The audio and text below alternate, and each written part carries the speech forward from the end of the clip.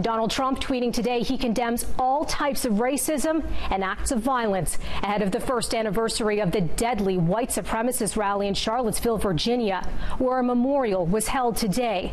And more protests are planned for this weekend.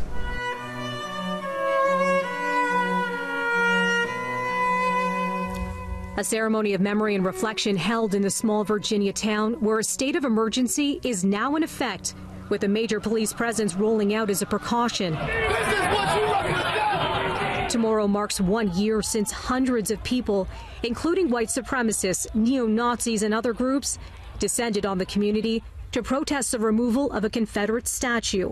The Unite the Right rally also drew counter-protesters, including Heather Heyer. The 32-year-old activist was killed when a car plowed into a crowd of those counter-protesters. Heyer's mother speaking out ahead of the first anniversary of her daughter's death, saying she made a promise to her daughter at her funeral. And I held her hand and I said, I'm going to make this count.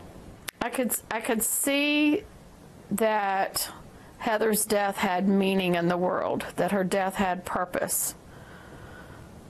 But boy, I was not happy to be the one to have to make that sacrifice. James Alex Fields Jr. has been charged in connection with the crash that left Heyer dead. The Ohio man has pleaded not guilty to federal hate crime charges.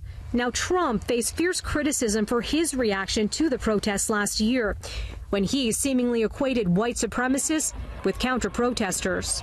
And you have you had a group on one side that was bad, and you had a group on the other side that was also very violent. I think there's blame on both sides, and I have no doubt about it.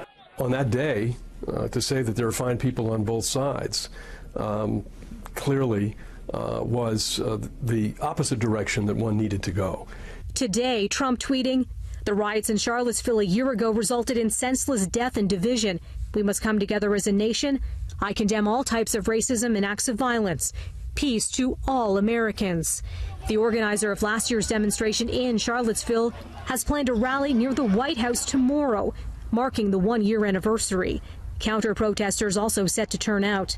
At a news conference on Thursday, D.C. authorities revealing security will be heightened this weekend. Officers will be on high alert for anyone who will be carrying a firearm. We, the people of Washington, D.C., say unequivocally that we denounce hate, we denounce anti-Semitism, and we denounce the rhetoric that we expect to hear this Sunday.